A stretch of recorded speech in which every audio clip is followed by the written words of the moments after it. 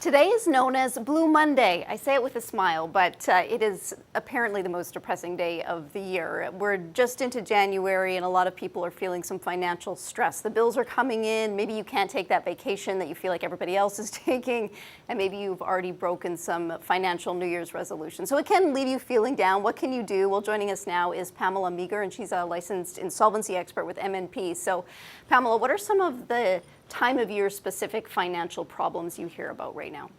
Mostly is people just become overwhelmed with the amount of debt. Those first bills after Christmas are just coming. The utility bills are coming in where you maybe didn't pay the full power or energy last month, just trying to make sure you had enough to cover those Christmas or holidays expenses. So what can you do if you were feeling good coming into January 1st, but now we're a couple of weeks into January and it's not feeling so good? The optimism has maybe faded a little bit as you've fallen off track with your financial New Year's resolutions. How can you get back on track?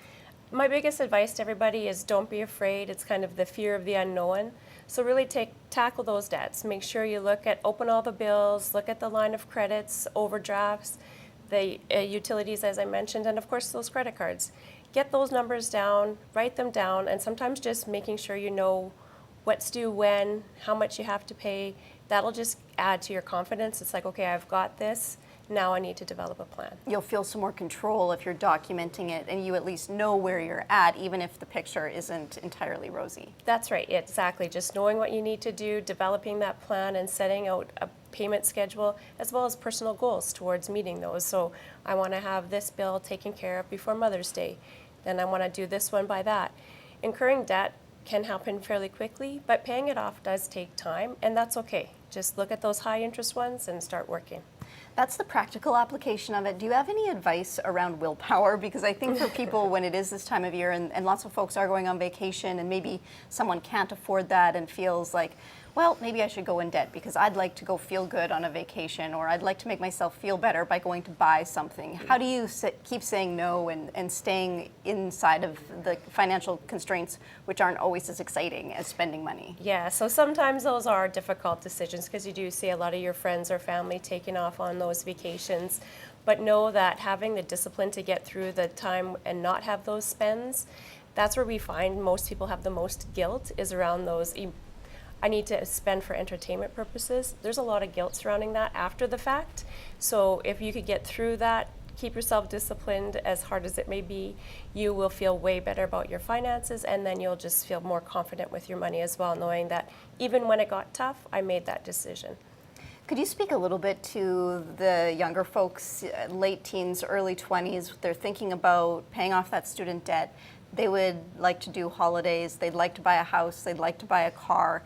And it's intimidating and it's tough to be able to do everything. So what's your recommendation to start moving forward in life, but also not end up drowning in debt? Yeah, unfortunately, we do hear a lot of millennials or younger people coming out really discouraged by the housing market. Just obtaining a mortgage is a lot more difficult these days.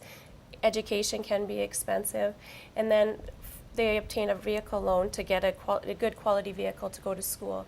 This can eat up a lot of their monthly cash flow and not allow them to start to save for that 20% deposit that's required these days.